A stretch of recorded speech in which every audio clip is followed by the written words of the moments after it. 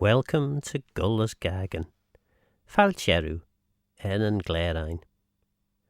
On this programme we bring you the first part of T. Brown's narrative poem Christmas Rose.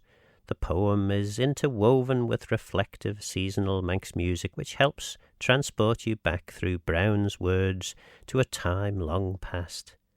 The introduction to T. Brown's collective works said of his writing that it is just this blessed gift of seeing people as they are and not as they ought to be, which makes Brown the man of men, and so the poet among poets that he is.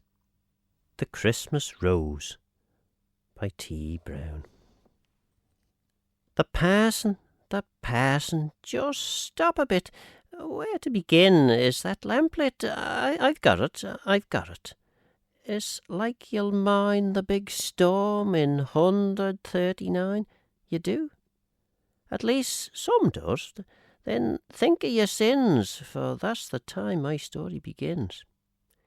It was Christmas time, if I remember, or at any rate, well in the month of December. They were up at the school at night practising, and even then the wind was rising. Old Hughie the clerk and Jemmy Jem, and there was a pair of them, and Dick Beg agate of the fiddle, and the son and the daughter, and him in the middle. Carvels, of course, again the Elvery. You'll mind it, Ned, you and me and Mary and all the girls and the lads from the shore carrying on outside of the door. It was blowing hard when they went to bed, and there'll be Jill tonight, the old man said. But Jill to sleep sound, and the first I knew was mother shouting for any two, and I jumped, and I looked, and there was the wall, but the devil a roof there was at us at all. Devil a straw, but the bits of spars, and the sand and the spray and the scud of the stars, and all the houses stripped the same, hardly a rafter, hardly a beam, and the tearing and calling one to another, and Jenny, where are you? And mother, and all the lot of them coming flying out on the street, and the shouting and crying, and this way, that way, and the pulling and hauling, and give us that rope, and make fast that tarpaulin. Bless my heart, the confusion, though, but the old man took for the beach, you know. Oh, a right old sea-dog, keen on the scent, sniffing and snuffing away he went, and round the gable and out on the strand, and crouching and slouching the back of his hand, and laying his head to the wind like a bullet, and an edging out to the side of the gullet. Wasn't I after him, knowing his ways, and a howl of his arm, and we saw the blaze of a rocket go up, and "Study," he said, "there's a ship ashore on Conister head, and a gun come booming through the roar of the waves, and a ship ashore." The both of us shouted, and we ran like mad. Oh, it's the wonderful wind the old man had, and "Here, all hands," he says, "just as you are, there's a ship ashore on Conister." Ashore, but not where we might have got at her, you'll mind, but out in shoaly water, the scranes they call it, and deep inside, but the scranes shoals bad, and a 10-knot tide rakes them, and at a spring ebbs you'll get about a fathom, Ned? That's it. Well, that's where she was, and could you see the people aboard? Aye, let be, my lads, let's drop it, however. Could a boat have lived? Tut, bless you, never no lifeboats, nor apparatus, nor nothing them times. Lord help the craters. Well, look here now, drop it do. It was light broad day when she parted amidships. All right was the word, and steady, all hands look out. Then never a word till one gave a shout, and another, and hands was gripped in a minute, and I looked at the trough, and what was there in it but a black man swimming strong and hard on his back, and a bundle, and I didn't regard what, but something white, and the lift of the sea curled round him and swept it adrift, and he turned on his face, and he made a bite with his teeth, and he caught it and held it as tight, and struck out, but rather slow. Oh, a pluckier black man I never saw. nor nobody else, and pluck is pluck. But whether it was his heart was broke with the strength of the sea, I cannot tell, but when they got hold of him, he fell in their arms, and sure enough he was dead, poor fella. But what do you think he had clenched in his teeth? They had to cut the tapes with a knife. They were that tight shut. What, but a little child, a gell, and living too? Oh, well, well, well. If you'd heard the cheer and the women crying and running and taking their turn and trying to warm it at their breasts and rocking and doubling themselves over it, well, it was shocking. And go and tell the parson, such squealing. But the parson was there already kneeling by the black man's side, and he'd got a book and working the rules, and he wouldn't look at the baby a bit, for he said, and he smiled, the women'll be sure to look after the child. But all the rules of the royal human, trying and trying, they wouldn't do, man. And he worked them well, and they all of them worked, and lifted and shook 'em, and rolled 'em, and jerked, and rubbed 'em, and all, and a fine man, looky, of his limbs, though his legs was a little crooky, as big as me, or maybe bigger, and the parson manoeuvring over the black fella, and some of the men fit enough to cry to think that a man like that should die, and him in their hands. But they had to give in at last, and the parson tied up his chin with his own handkerchief, and stroked his arms by his side. And he looked and looked, and then he kissed him. Aye, he did though, and these is the words he said, and all with their hats off, holding their breath. Thou hast been faithful unto death. I will give thee a crown of life. Them's the words, and turns to the wife. And now let's see the baby, says he, and took it and nursed it as nice as could be. And of every soul aboard that wreck, that's all that had a chance, I expect, to reach the shore, for a ship that catches on the screens is very soon turned into matches.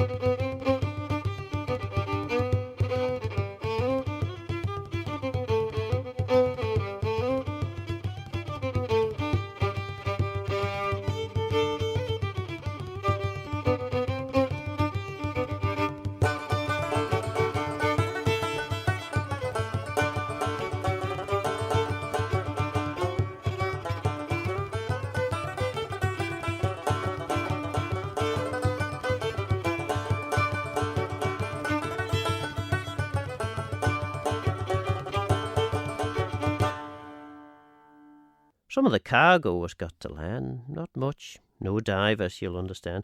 Convenient to yonder place, but her name was found on a bit of planking that came in the trawl one day. But no manifest, nor log, nor list of passengers, no nothing, only the name, d'ye see, the Hidalgar. So it's a Spaniard she'd be. Well, the little girl was took up to the church, and next day the parson come down to search for a nurse, and got an aunt of mine, just the woman, in the washing line, and shooted capital, all the best of characters, aye, and no sort of a dress, no sign, no marks, except on his shirt, and a D, and a thing like a sort of a heathen god, or some of these charms. I think they call it a coat of arms, but howsomedever, that's the way they thought the child was terrible high, and the black fellow was buried as grand as you please in the parson's ground, just a bit of a rise from at the top of the churchyard, and a mortal sight of people, and a service, and everything right, and dust to dust, and the clerk with the muck on the point of the spade, and the nate he shook, and the solemn making believe that way that they were all a gate of a Christian, eh? And a stone, aye, a stone, and the very verse the parson said over him at first. I know the man that cut it, and he told me in the teens of pounds, in the teens, behold ye, and a stunning job at Jemmy Blewett. Oh, the man could do it, the man could do it. And the little girl did thrive for all. Oh, man alive, and straight and tall and strong on her feet, and every feather like a child twice her age, a little crather. Dark, though, and keen, and supple still, and the parson loved her terrible. I've seen him with her beside him, a-sitting on the dark fellow's grave, and her a-getting daisies and that, and a-poking them straight in his face, and him with the love and the light and the strength and the strain of his soul's desire, all round the child like a glory of fire. Oh, it's truth, I tell you. But I heard them say the mistress wasn't much that way. She looked middling sharp now and then at the pair, and bite a thread with a wrenching stare. But quiet, just hemming and humming a bit. She was hard to make out, that woman. At least I'm told so. I was middling young them times, and the mistress was close of the tongue, a dry sort of woman, and no ways free, but always civil enough to me. What did they call the child, eh, Dan? Wasn't I gonna tell you, man? My patience, there's chaps, but I know what I knows. Well, they called her the Christmas Rose, and was the water hove in her face on a name like that? Just so, if you please, Christmas Rose, d'ye hear? Christmas Rose, now then, what cheer, Christmas Rose, you'll excuse me, mates, but I like to chastise these runagates. Now, the parson had childer, George and James, sons the both, and that's the names, and that's the lot that ever they had, and such times as they come, I've heard it said, the wife and himself was middling owl, and the woman was dry. That's the way I'm told. I believe she was, and bony uncommon. Oh, it's dry and bony was that woman. I've really thought many a time she was just like yonder Sarah in Genesis. The time she took Hagar, that was imperent to her, and jawed her and put her to the door. Only the mistress, whatever annoyed her, had a way to keep the devil inside her, like them burning mountains. Seems done their burning, but the fire is in them, churning and churning the brimstone. Dart, such women! I say they'd break the heart of Methuselah. Now the time I'm telling the boys, you know, was little things just beginning to go. George was the eldest, a tidy bit. I don't know was James and Pericles yet. Just little things with the little bare pelt on their legs and their arms, and never a belt, but a running string, and a blue check brat, and big round eyes, and all to that. I don't believe that ever the mother herself was used to take much bother about them. Middling fond of the bed she was, and as for the parson, he said to my aunt when she spoke to him, middling free, "Now, Tilda," he says, "don't worry me about the leck, for I tell ye, Tilda, I have my childer like other childer. I don't know, was it because he got no pride in him, or maybe he thought it was good for childer to be together, and out in the muck, and out in the weather, and sweating and tearing and fighting away, and getting strong, as you may say, and hard and apt to take their part, hand with hand and heart with heart, and free and bowl in the talk, and giving and talking and laughing and loving and living, with the rest and rough if you like, but ready, with the stuff in them that when they'd get steady and know their place, them's the boys, by jing, that'd have to go in them for anything, like trees. They grow in the open air, lads? And chances it rain or fair, blow high, blow low, they've got the grain in their hearts that'll polish and polish again. Now, did he do right or did he do wrong? Is it me? Chut, keep it, get along. Bless me, the imps they got and the pluck. But that was long after the parson took the strange child home, for then, no doubt, they were innocent baby things run about, and terrible fondest like that they'd be of the little sister that come from the sea. But when they grew to be lumps, the fond they got of me, you'll understand, and me of them, and the head like wool, that curly, and all of them beautiful. And when they got big and took sense, they begun to take pride in themselves, and done themselves that nice, and their clothes that fine and soft and different like from mine, that I loved to touch them. And when they were rowing in the boat with me, all stripped and showing their arms and white and strong for all, and the neck like a tree, and their back like a wall, I'd miss me stroke for looking, yes. Oh, I couldn't take no rest. And mother was always scowling, of course. She was the woman that could and never got hoarse. And who was I, and what was the good, and place was place, and blood was blood. But let them grow a bit, I'd see. They wouldn't take up with the likes of me.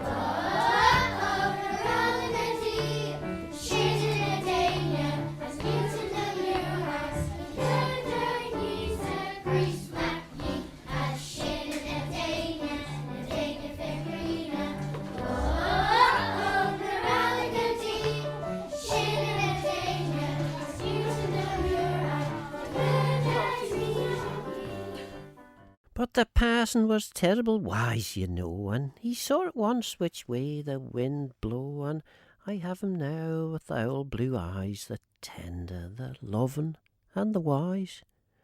So with her it was allus baby and fool, and when was I going to begin to cool?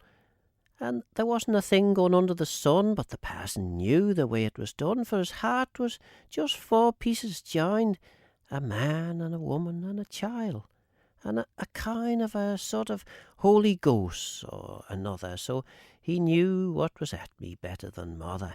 Just a fit that was on me, like, that would have its time and then it'd break, like a spell of weather, and I'd be waking swivel enough, and no good to be shaking a poor crathur that's dreaming, but all the same, if he's dreaming, his dream is a happy dream. And I believe that was mortal that.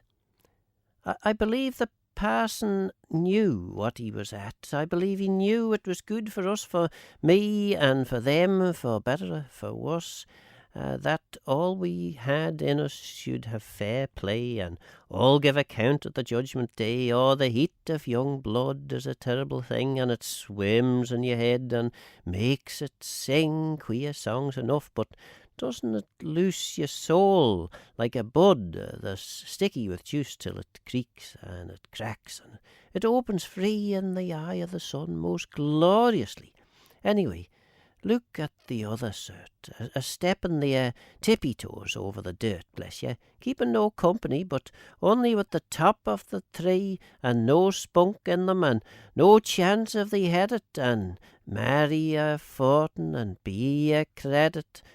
Oh, well, but the parson was kind, and he'd say, Come up, man, Thomas, or stay, lass, stay, or as free, and the servant towel to give me dinner, bless your soul, in the kitchen, of course, and them coming creeping across the parlour, the devils, and peeping, and her with a clout hitting them sudden, and me looking foolish and working the pudding, and he'd play with us too, with the parson, yes, tops and marbles, and not a miss, not him, and laughing at all their jokes, and knuckled down, and take his canokes, duckstone, no, hammer the let, well, no, I don't think it would hardly be fit for a parson to run with his shirt all amuck, sweat, and singing out double a duck, and eyeing and creeping just the same as an old black cat besides them games. They doesn't do, of course, they doesn't, without a little bit of cussing, but out with the ferrets agate of the warren, or in the haggard playing butt torrin, and them two boys with their impudence mocking, and tripping the parson up most shocking, and flooring him, and rolling him over, and trying to bury him in the clover or straw of the leck, and him a-struggling, pretending like, and his old throat guggling and spluttering out the stuff, and me as shamed as ever I could be. Oh, the hat flying here, and the stick flying there, well, the shy and the shamed, oh, never fear. A blessed old fool, you'll be thinking. Not him, but a sort of blessed old cherubim, if you like. And who can tell the sorrows he was working out of him with them sparrows, lying and kicking? And if he had thought the limb I was, and the way I taught them boys to cuss, it isn't there I'd have been, as like, oh dear, oh dear. Childer is strange, for nearly the fuss I knew them, I asked them, could they cuss? And they said no.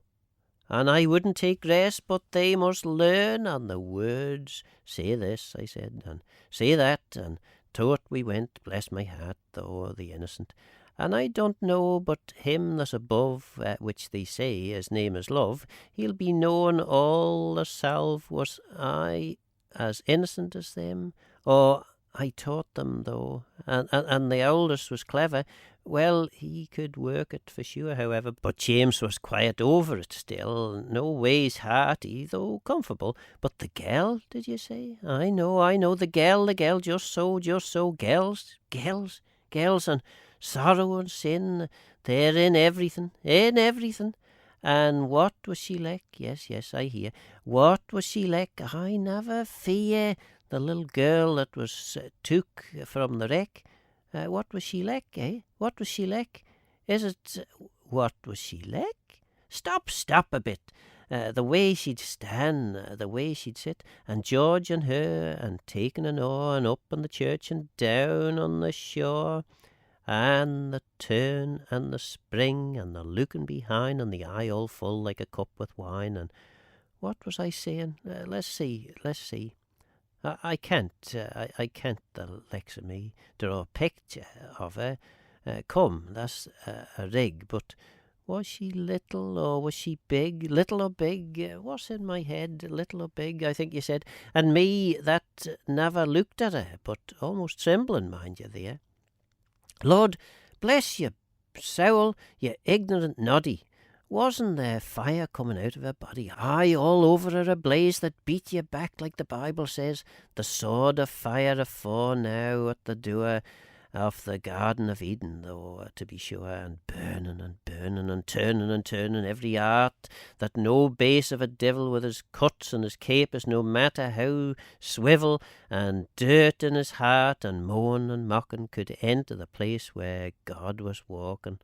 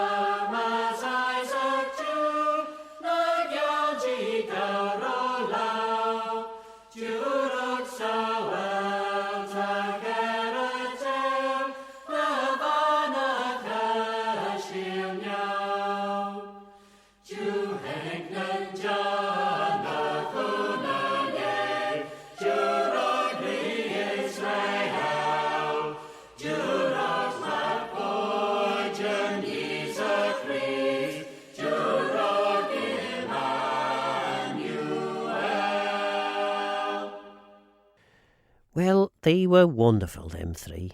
To see them together was something to see. Well, they were scandalous, though, for all, and the whole of the three of them, middling tall, and her in the middle, and them either side, and the strength and the step of them, and the pride. George was the biggest, a goodish lot, and the curly yellow hair he got, and the eyes as blue and as soft as a wench's, but a splendid strapping lad of his inches, and bold he looked, and keen defying the world, like a lump of a bull or a lion. He was middling red in the face, was George, and so was James, but not that large in the shoulders and back like the eldest, but rather stooping like and favouring the father. But pluck, oh bless you, there wasn't a patch betwixt them. I never saw their match. Game to the heels, or make your bet, the true breed them and never fret. But if they were red, then she was white, the way I tell you, with the sheets of light coming off her skin, like a saying about Moses, with the fire on his face and all his clothes. But what's the use of me? I shouldn't be trying the lick, and I said I wouldn't, but just one thing, and that's her hair. Well, it wasn't right. No, I'll swear it wasn't. Some charm or the like, no doubt, was put on it. Aye, says you, get out. Easy all. Some witch or another must have spun that stuff. Neither father nor mother done that, my lads. It was black as nubs, but streaks of red, like you'll see in the dubs where they are cutting the turf, or down in the river where it's deeper and darker and redder than ever, and all like a cloud around her scotched. Oh, she must have been watched. She must have been watched. The three of them there, the three of them. I see them now, and it's like a dream. A dream is like, and it's strange to a man, but I'm always seeing things that's gone. She was proud, deed she was, uncommon proud. Oh, that's what the parson himself allowed. Aye, many's the time I've seen the old man at the door, and holding the hat in his hand, and her on the step, and him that nervous, and backing and filling, and at your service, and bowing, and her on the step with the sit of her head and the curl of her lip, sweet but proud, and her foot like a queen's, and her only just coming into her teens. Oh, I'll never forget the time, no, never. One day she was coming across the river, not far from the shore, where the stones was high, and far betwixt, and to see her fly, like a bird, all colours, bless your hearts, the way they gets them in foreign parts, and a jumping delicate like, and letting on a stone like a feather, and then she'd be getting a petticoats round her, and balancing like a image set on a fine hairspring, and I got her back of the bushes below, the way she wouldn't see me, you know, and my heart in me mouth, when what was the spree but her hair got caught in the branch of a tree, nuts or tramming, or never mind, but there she was, clean caught behind, and whatever she'd do, and took that sudden, it wouldn't let go, it wouldn't, so in I goes, nearly up to me waist, no stones for me, it was just a race, and a plunge, and a kick, and a scrambling through, and up to her before she knew, a slick with the noise of the water thundering in her ears, and me with me hand sundering the hair. Oh, she turned, and believe it or not, she made a leap, and she cleared the lot, and she stood all shivering, and the flashes of her eyes was awful regular splashes of fire. They was, and it's not afraid, says she, but how dare you, she said, how dare you? Lord bless me, I didn't stand to think, I can tell you, but away I ran, and never stopped for gait or style, till I'd done the better most part of a mile, but that same night I couldn't sleep, and back to the place, and I made a sweep overhead on the chance, and I caught the hair that was hanging still on the tramming there. Oh, the tingly it felt in the dark, and the quick it run up around me finger, like elder. You'd have thought it was steel, the coil it had on the spring, but am I going mad, eh, boys? Oh, laugh hearty, I say, for that's desperate nonsense, anyway.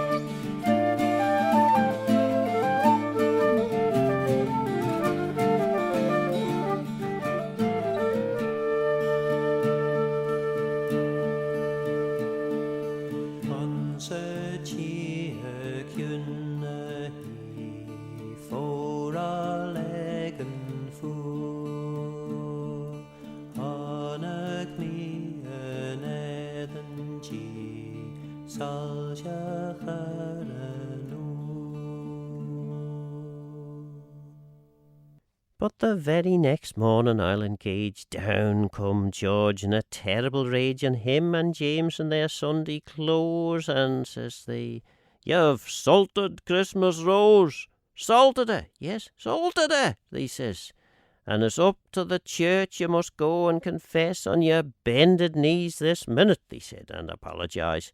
That's the word they had. They wouldn't take rest, but up I should. So I cleaned myself the quick as I could, and away with them, and as stiff as me be, talking together, but not to me. I didn't like it a bit, mind you, and I didn't hardly know what to do. But what must I say, says I, when I'm there? "Oh, it's all put down on the paper here," says James, and whips it out of his pocket. "Listen to this," he says, "you blockhet." And sure enough, they had it as gran as any lawyer in the land. The terrible big words that was in, and the wicked and imprudent I'd been, and inasmuch, and seeing how far, and the court and the prisoner at the bar, and they stopped on the high road twice for to make me ply it, to say it nice, and wasn't I older? I don't say nay. But they come over me that way, elder of course, but it's no use of talking. The art that was at them boys was shocking. They'd work it, bless you, and whether or no they said the word, and you had to go. Well, behold you, there she was, out in the garden, and a chair on the grass, the parson's chair, with its arms like a gig took out of the study a purpose, and big enough to hold half the parish with ease, and cock her up with a stool, if you please, under her feet, and if she hadn't a scarf for the neck, and with yellow and red in twisted through her hair to give her a look like a crown on her head, did you ever? A regular queen, and behold you, a fan, and tipping it this way and that in her hand, and frowning, and "Let 'em draw near," says she, and I tried, but it didn't appear I had it all but middling handy down on my knees, like a jack-a-dandy or a play actor or the like, and them and me betwixt us, and miss and mem humbling, bumbling, and no offence, and ups with her chin, and "Take 'em hence," she says, and she says, "I forgive his rudeness, and he has his pardon."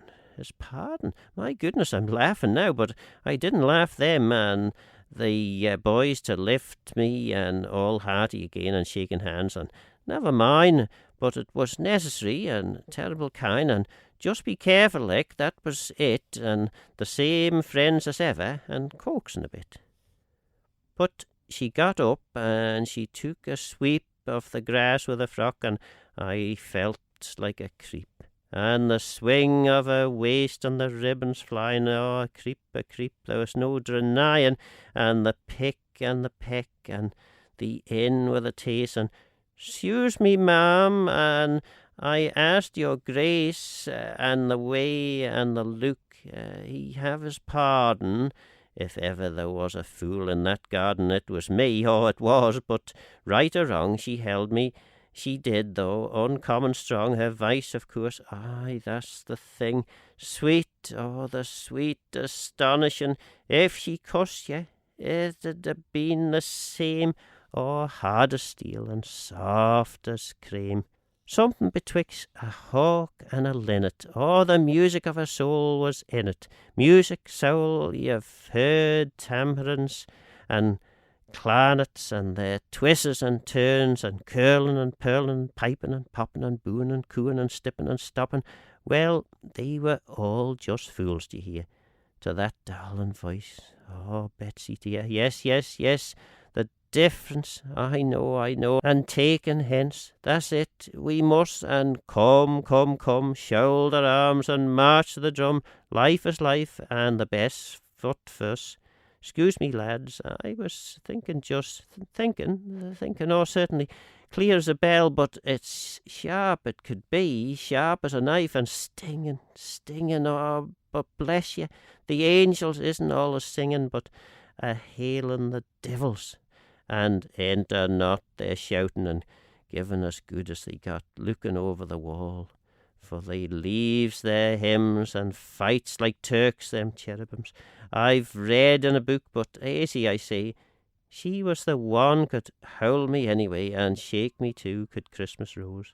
And bless me, the way she had with her clothes, the slacking and torting and lifting and dipping and nippity-nappity trapping and tripping, and a hitch to starboard and a hitch to port, and a driggledy-draggledy all through the dirt. How are they doing it, Billy, eh? I don't know, but they manage that way. That 3 or 4 foot of nothing, bless you, is more to you till Europe or Asia. But avast then, anyway, in she goes, and me all right, and clothes. Is it clothes? Oh, blow the lot. Oh, I did it gran. Oh, I gave it them nice, you'll understand, and away and shook them off, and tearing, blue murder and all, and cussing and swearing, the skin of your face, and making tracks and down the road, but then I slacks and into the hedge and cries like blazes, and up come people, and I knew their faces, and soldiering on as proud as you please, and pretending to look for blackberries, and down to the shore, and up with a creel, and into the boat with a kick of me heel, and off. And before you could preach or pray, I was crossing the tide, and out to my hay, and a gate of the lobsters, and hauling in and destroying them congers like anything. Aye, I could do that, chitnish. There's no mistake, but I knew how to fish, and up with the grappling and home, and the tide did again me, and springs beside, and the back at me mostly broke out of the hinges, and pulling to the manges, and landed and moored on a skip and a hop, and into bed, and I slept like a top.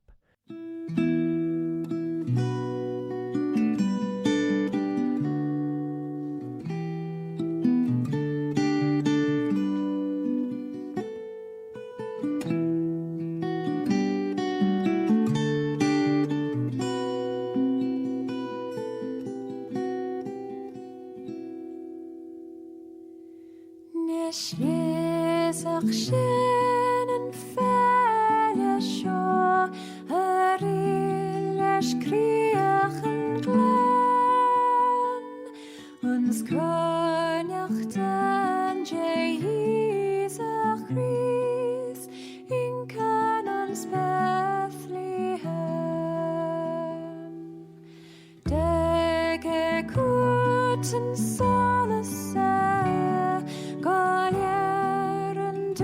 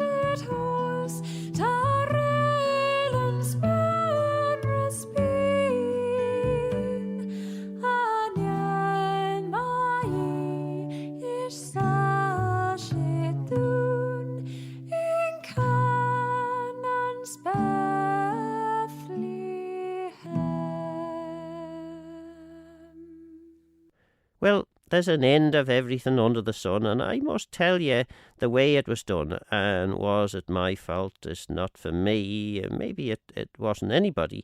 And if it wasn't for what the Bible is saying about him that hears us when we are praying, and never a sparrow drops for all, but he's handy close to see it fall. I'd think some black old witch was stuck at the wheel of the world and spinning our luck and running the threads through her skinny fingers till our time was up, and then, by jingers, it's winkum wankum thrumpety thrum, and she cuts you short with a snick of her thumb. But of course it isn't all the same. It's him, and blessed be his name. They were terrible fond, them three, of the boat, and they'd had her whatever she could float, but the parson was doing their schooling at home herself, you see, so they couldn't come just as they pleased, but they had their tasks, and grammar and ciphering and questions they asks us.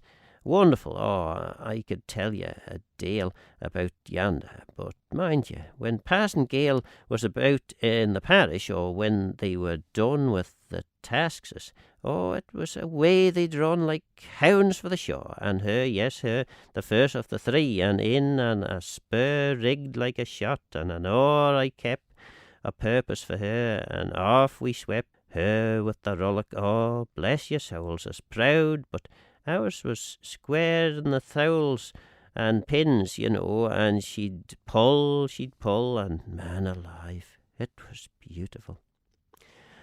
One evening they come, and is off to the calf, behold you, and long lines stowed there aft, ready baited, and her that had never been there, and carry on and never care, and a mist coming, creeping up the sound, and wind to follow, you'll be bound, but stuff and nonsense, and a whisking her hat at the breeze, and, well, do this and that, and George with the gun looking out for a rabbit on the cliffs above us, but James rather crabbit on the middle thwart, and holding the sheet in his hand, and just a turn on the cleat, and eyeing the offing, sink or swim, a sailor every inch of him, and is it back? I says. No, says she, the sea, the open sea, and a lot of rhymes, and George says, blow it, give it a Tom, put a gunnel to it,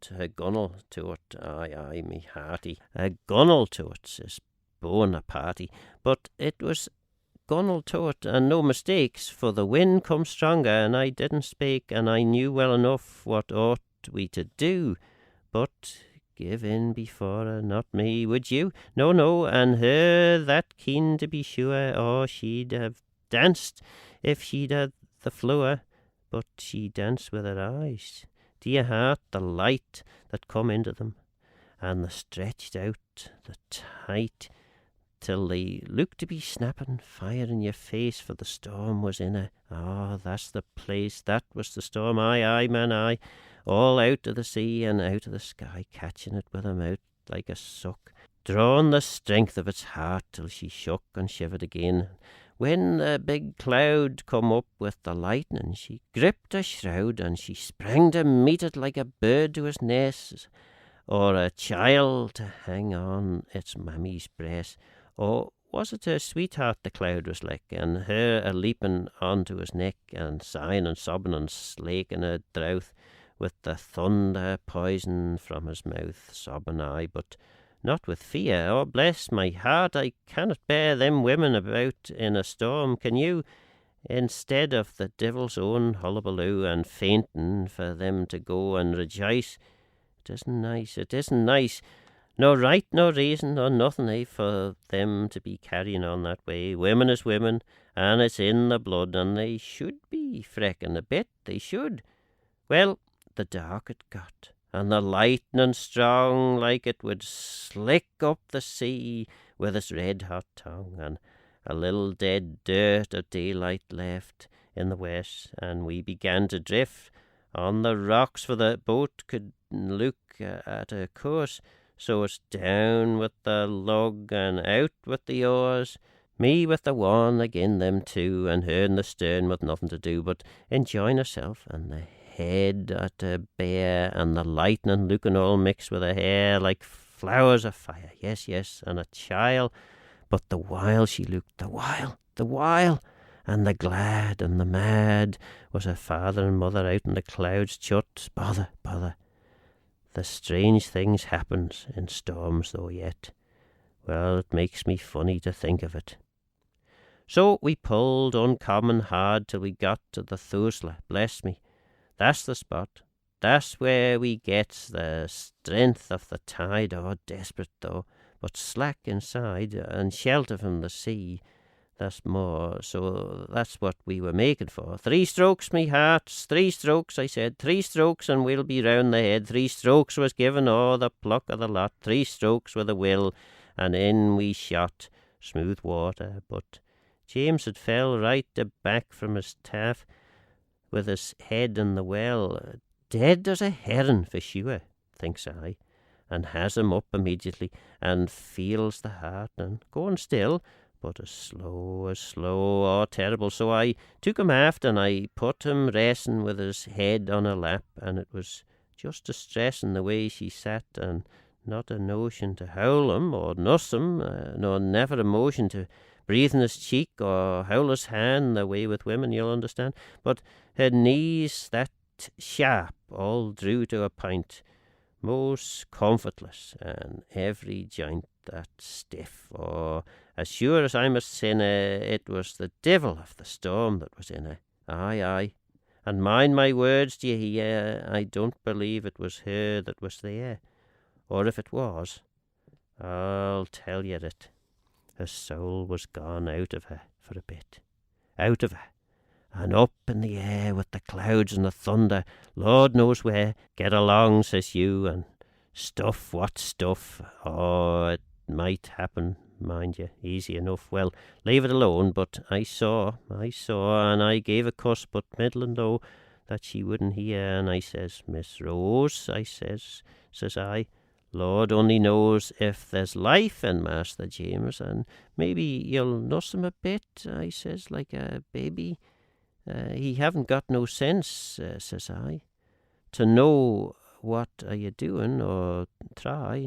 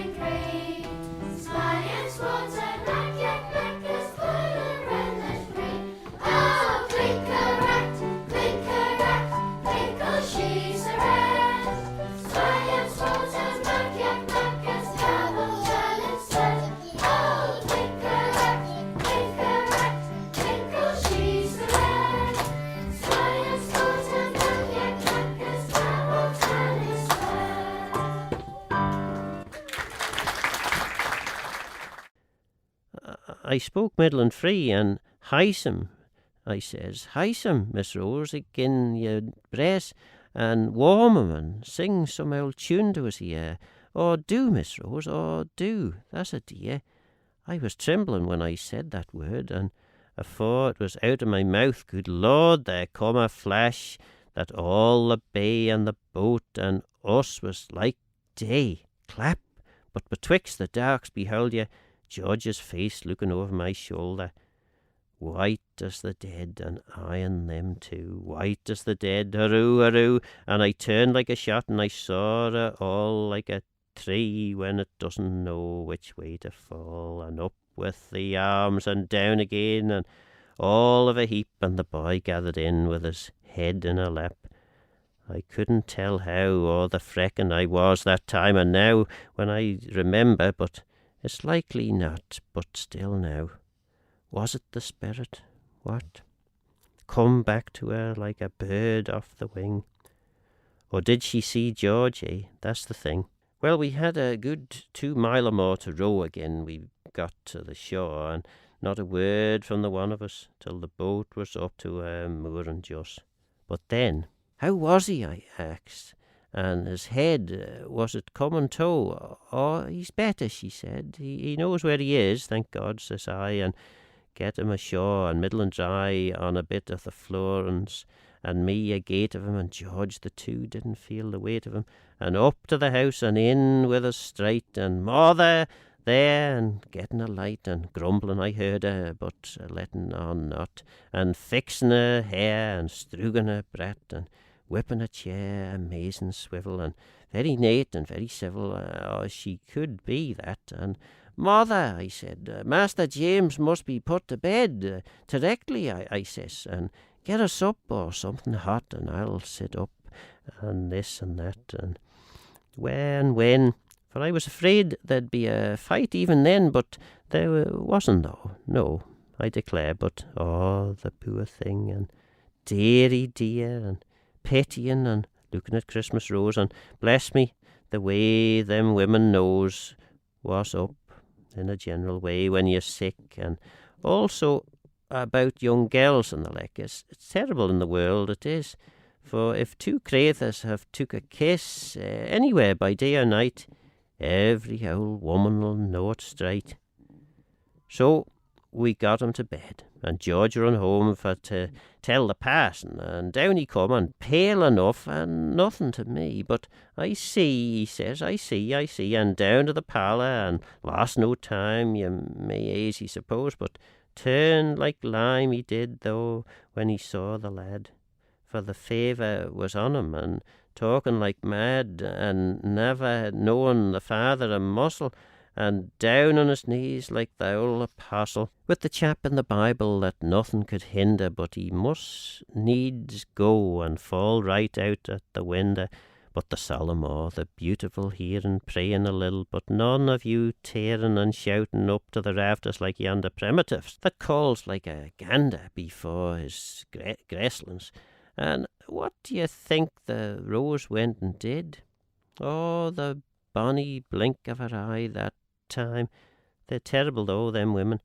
Whether you like it or no, she come behind and she put a hand on the old man's head. Oh dear, the gran it was to see her, and how he turned and looked in her face. Oh, it's me that yearned in my very heart. And Papa, says she, Papa, I just like that it would be, but sweeter, bless you, and like to crying. Oh, she was a doll, and there's no denying. And didn't the mother come? Yes, come, and middling snappish and middling glum. She looked, and her bonnet off. Oh, it was, and titivated in her looking glass. Well, now, I was frecking. I don't know what at, but our little parlour and a lady like that, and it's no use of talking. She made me jump, with her hair like the hand of a pump, sticking out, and no cap nor nothing, and as grey as the devil, a sort of a wisp of hay, and her never knowing. I saw her there, combing away in the big armchair, but not till the morning, not her, if you please. What's your hurry? No loving ways with her, not a bit, and sitting as stiff, and rubbing her nose with a handkerchief, and as grim, but mind you, if you'd eyed her, you'd seen that woman had something inside her. Aye. But never mind, you'll hear, one at a time, says Tommy to you. Well, the days went on, though, and James could sit in the bed, but a cripple, never fit to earn his living nor nothing, but bent, all crooky and crutches, and be content and hobble about. Oh dear, I grutched a lad like that Luke watched or took at the fairies or that, and him a picture to look at every limb. If he wasn't that strong and that big like the brother, I don't know where you'd have seen such another. Oh, I tell you what, I love that lad, and to think of it now, it drives me mad.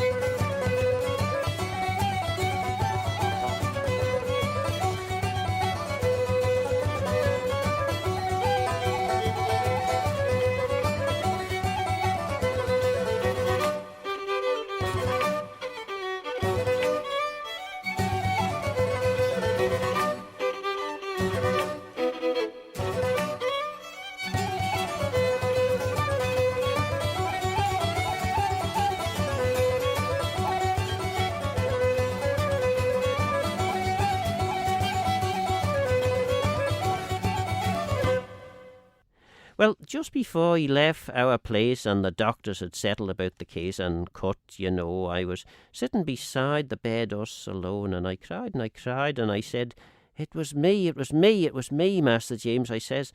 Of all the three, Miss Rose don't count, it was me that done it was me, yes it was. Whomsoever begun it, I wish I was dead, I said, I do, dead and in the grave with you, or dead by myself, no matter what. Now, Tom, says he, what stuff have you got? The three of us done it, he said, I'll swear, and he out with a cuss. What a fool you are. Oh, the joy of my life. Oh, as free, just a little cuss, you see, to keep me in heart. Oh, I thought I'd bust. Thank God, says I. He can cuss, and then he swore me that I wouldn't tell what had he got, but I knew as well. I can't say how, but chut, I knew it. I did, afore ever he put the words to it. That night aboard the boat, when he woked from the fit and felt the way he was yoked in Christmas's arms and her breath in his face, he didn't know the time nor the place, but only a sort of dream, I expect, and he kissed her knees, and he kissed her neck, and all the words the poor fella had was, Christmas, I love you. I love you, he said. Oh, the poor lad, I loved him too, very good and gentle and true. He said that, he did, and oh, he said, she lifted my head and whispered something in my ear, but I was that weak I couldn't hear nor spake again, but her breath was warm and sweet on my face, and the strain of her arms and all, and she loves me, she does, says he. And look at me, he says, and he looks at himself like this, and will she ever? Yes, I says. Oh, Master James, you knows it's the real thing as Christmas Rose, and she'll be a good sister to you, no doubt, and fixing you nice and help you about. She's hardly enough as Miss Rose, and she'll try. Oh, then the red come into his eye, and he swore the big oath. "Oh," I says, "Master James, cussing is cussing and names is names. If it's doing you good, oh, go ahead, but about Miss Christmas Rose," I said, "oh, Master James, be careful, though, be careful for all. For how do you know she loves you?" I said. "Because you lay in her arms, and she nussed you into the bay. Wouldn't any girl ha' done the like? And you that was dying, for goodness sake," says I, "be quiet and let me wash you. The poor girl only didn't want to cross you. And besides, I know." But I jammed my helm hard as lee there, for I was going to tell him about George and the Luke in the boat. So he says, and all the blood come into his face, "What do you know?" And he swore the big oath, uncommon big, that I'd be loath to say it again. Oh, 'deed I would. But the boy was mad, and I done what I could, and it wasn't nothing, and bless me the names. "Oh, Master James, Master James, Master James, and you'll be killed altogether," I said. "You will. You'll be killed now, James, if you don't lie still." Oh, a hard fight for it betwixt us. Hard, and I wasn't everything, but I didn't regard, for the worse of it was the waker he got, the angrier he was, and the cross and the hot, and the flesh was weak, but the spirit was strong, and allus thinking you were doing wrong, and Fitz, and him I'd know, such a hearty lad, and the strong and the grown. Was it me? Well, the Lord he gave it, and the Lord took away. So, there, let's lave it. But he'd be having me with him whatever he could, not long at a time, for every flood I was out at the lines, but the very first I was up to see him, go we must, the two of us alone to the church, and sitting there inside of the porch, and the one thing, as you may suppose, nothing but Rose and Rose and Rose, and the very first time they were alone together, he told me he looked and looked to see whether or not, and nothing, he said, in her face but pity and gentleness. "And what'll I do?" he says. "Oh dear." What would he do? And his eye that clear and strong, and all that proud and keen, and full of life that should have been. "Oh, drop it," I says. "Oh, Master James, drop it, drop it. It's only dreams." "Isn't she your sister?" I said, "since the day God gave her to you from the sea?" "Keep her what she is," says I, "and she'll be a blessing to you by and by." "A blessing," says he, "a blessing, a blessing. Tom Baines," he says, "you're a foolish person." "I'll speak," he says, "I will, and I'll know, aisy, Billy, you'd let him grow a bit first, Billy. Strange, eh? What? Young crathur carrying on like that. Let them eat a bit more porridge first," says you. "Oh, Billy, that's the worst of you, and it allus was, I'll swear. You're coorse, man, coorse. Oh, yes, you are. Oh, it's course it is. And childer, says you, young fools, yes, you says, go on now, do. Fools, you said, and they shouldn't be stripped, I think you said, at their mammies and whipped, and you'd warn them, would you? Well, listen to me. I'm not a young fool, nor meaning to be, and I say them young fools wasn't them your words. Well, wait a minute, and I'll give you the Lord's loving much is much forgiven, and of such fools is the kingdom of heaven. Well, we had it out the very next night, just at the dark but firelight, for the parson and the wife was away at another parson's, and George in the bay agate of the lines, and raining for all, and blowing hard, but we were bound to hall, and him on the sofa, and her a-clattering with the cups and saucers, and chittering and chattering. Oh, he towelled me all, and bless me, he had it just like a picter. You'd hardly credit now, would ye? And him that mad, you know, and distracted like, oh, he had it though, he had it, and this and that, and how, and where, and when, and all the row, and the back'ard and for'ard, and here and there. and the light in the wall, and the light in the chair, and the light on her old dancing leg, and the tip in her head, and the tip in her neck, and the tipping behind, and the tipping before, and serpents, he said, wasn't nothing to her, nor Royal Bengal tigers, the way she turned, shaking the fire like spray out of all her clothes. He bait me clean. I didn't know half of it. What did he mean? The quality, you see, is reared to that, noticing like, and which and what, like some of them painter chaps that's mixing the colour for everything and fixing the way it is, and him and her and the very place and the near and the far, bless you. The like of us wouldn't be minding was there light at all, yet let alone was it shining on her hips, on her hocks, and shadows fleeing. Lord bless me soul, what things to be seeing when your life is on the cast. Ho, ho, the quality's very curious, though.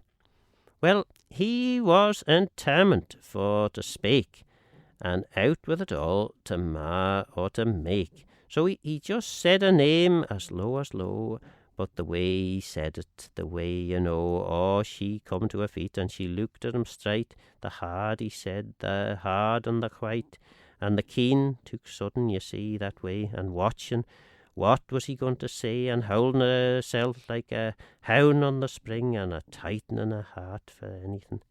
And proud, he said, she looked, and despising the likes of him. Now, isn't it surprising to think of that now? Proud, let it go, but despising, no.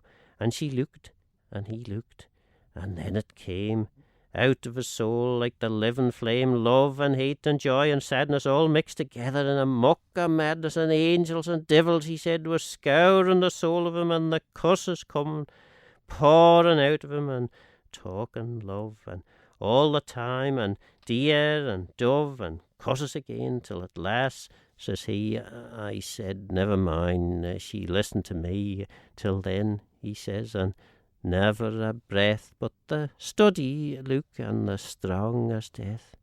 But then she shivered all over, and then, James, she said, and she said it again 3 times, she said it, and the eyes looking down, and the voice, it might have been a sound from heaven, he said, far off, he said, like one that'd be speaking from the dead, he said, far off, and James, says she, I'm your sister, she says. There's 3, she says, of us, and we love one another, she says. Oh, brother, she says, and yes, I will, oh yes. And she come, for he made his mouth for a kiss, begging like, and she gave him one, and he fell as dead as any stone. That's all he remembered. But the servant was telling how she came to her, and her eyes all swelling with the big of tears, and quick, she says, Master James is very sick, she says to the servant. That's all she said, and never a bonnet upon her head, nor nothing, and take good care of him, Jane, and out in the rain, out in the rain. And it's over, he said, I know, it's time to go, But, I said, Master James, she didn't say, but what might be for all? A year and a day, says he. Oh, yes, and she'll think of it yet, Tom Baines, he says. You're an idiot. When you go to your stable, your mind is on your horse. Your mind is not on Jesus Christ, who suffered on the cross. Who suffered on the cross, and his blessed may you be. For you'll never do for Jesus Christ what he has done for me. And we wish you a Merry Christmas and a good New Year. And the Lord send a good New Year. When you go to your cowhouse, your mind is on your cows. Your mind is not on Jesus Christ, who gave the several vows. Who gave the several vows, and his blessed may you be. For you'll never do for Jesus Christ what he has done for me. And we wish you a Merry Christmas and a good New Year. And the Lord send a good New Year. When you go to your meadow, your mind is on your hay. Your mind is not on Jesus Christ, was born on Christmas Day, was born on Christmas Day, and His blessed may you be. For you'll never do for Jesus Christ what He has done for me. And we wish you a Merry Christmas and a good New Year, and the Lord send a good New Year. When you go to your chamber, your mind is on your sleeve. Your mind is not on Jesus Christ, who for your souls did weep. Who for your souls did weep, and His blessed may you be. For you'll never do for Jesus Christ what He has done for me. And we wish you a Merry Christmas and a good New Year, and the Lord send a good New Year. God bless the master of this house, likewise the mistress too, and all the little children around the table too, and His blessed may you be. For you'll never do for Jesus Christ what He has done for me. And we wish you a Merry Christmas and a good New Year, and the Lord send a good New Year. Well, George and me was coming in that night, and a terrible time we'd been with the wind offshore and blowing strong, and him, the hearty, it didn't seem long, and shoving a nigh to the rocks to cheat the squalls, and says he at once, "Did you see it?" he says. "See what?" says I. "A ghost." "Look out," says he, "and let's come close."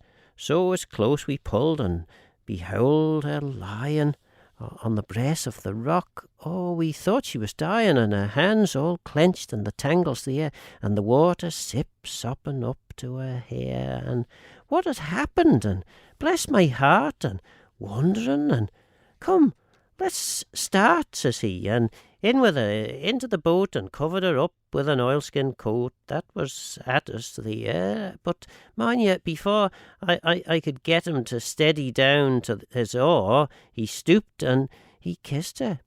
"She's spaking," he said, and listening and holding down his head to hear, and sure enough she was.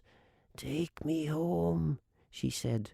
Oh, an albatross or a gannet wasn't nothing to him then. The way he pulled like 20 men, 1, 2, 3, with a sweep and a swing, and a 4 for the Queen and a 5 for the King, and into a gully that was lying back under the church itself, and a track wound up through the gorse.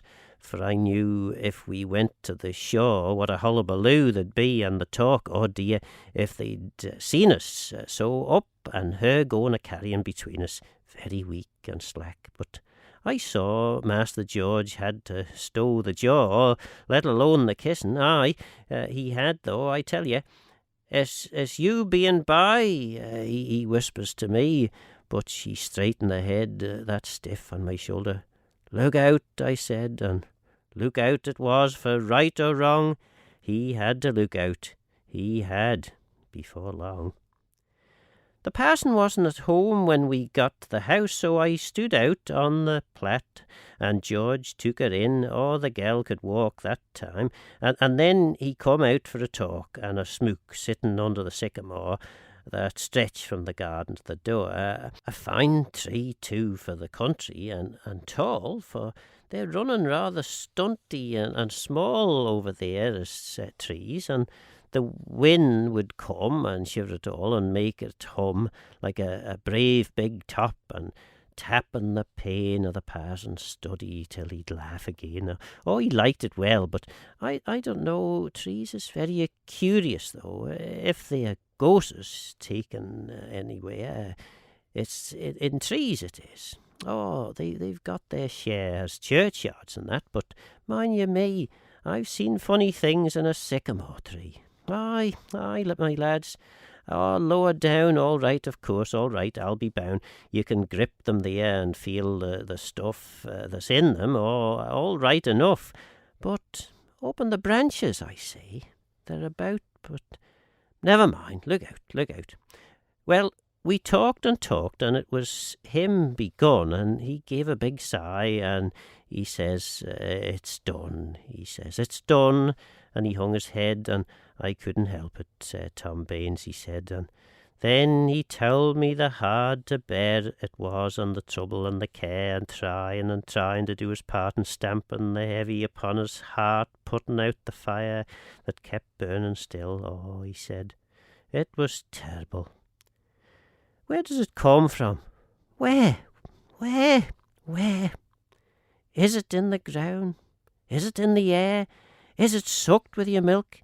Is it mixed with your flesh? Does it float about everywhere like a mesh so fine you can't see it?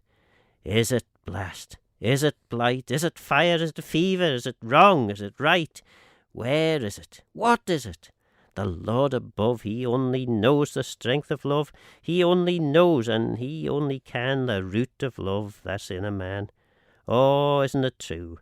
And Him as quiet, seeing all in the clear, sweet light that's running through Him all day long and all the night. And the angels song, holy, holy, holy, they're saying, and us poor creatures praying, praying, and Him so quiet and gentle, Jesus, and waiting, waiting, but He sees us.